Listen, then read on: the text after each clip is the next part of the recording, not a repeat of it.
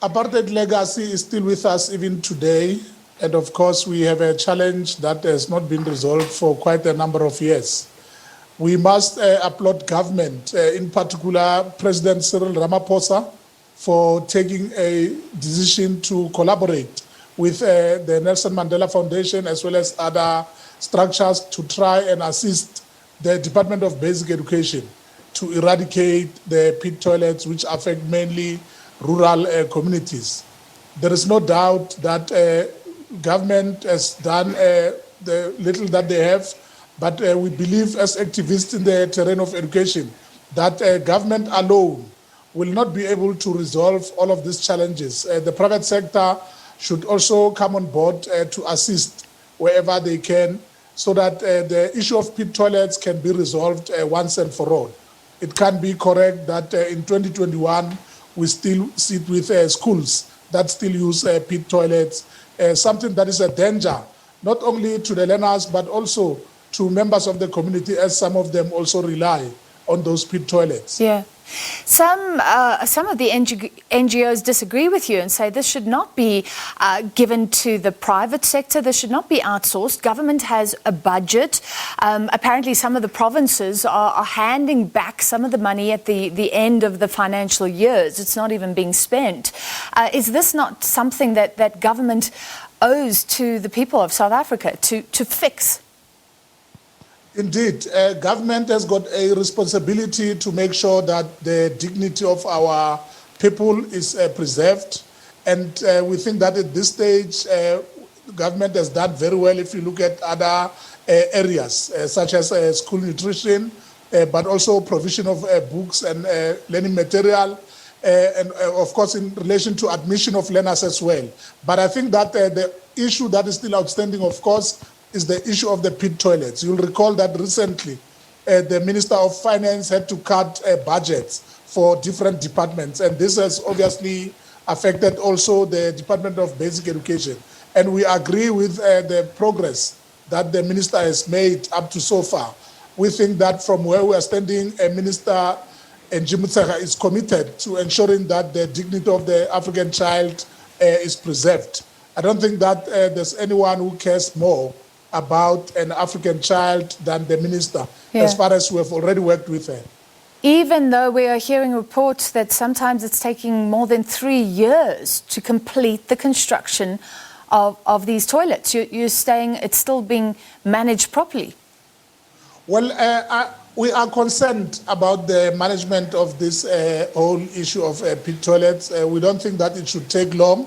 I think that government must get to the bottom of the issue, check where the red tapes are created, so that once and for all, our people must be able to enjoy the necessary dignity that is provided to other communities which are in Gauteng as well as Western Cape. If you look at the issue of pit toilets, which is, as you have already said, they do not exist in Gauteng as well as some of the provinces, except for, Limpopo as well as KZN and Eastern Cape.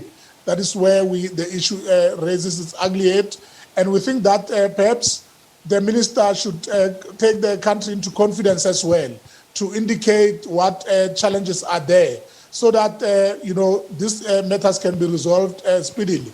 But we have also made a call previously to the Portfolio Committee on Basic Education to say that they should also make a decisive intervention by calling the minister to Parliament to come and account for whatever outstanding work that has not been done in relation to not only pit toilets, but also other critical areas such as a provision of school nutrition, where some of the learners during lockdown, they are unable to receive food when they are at home.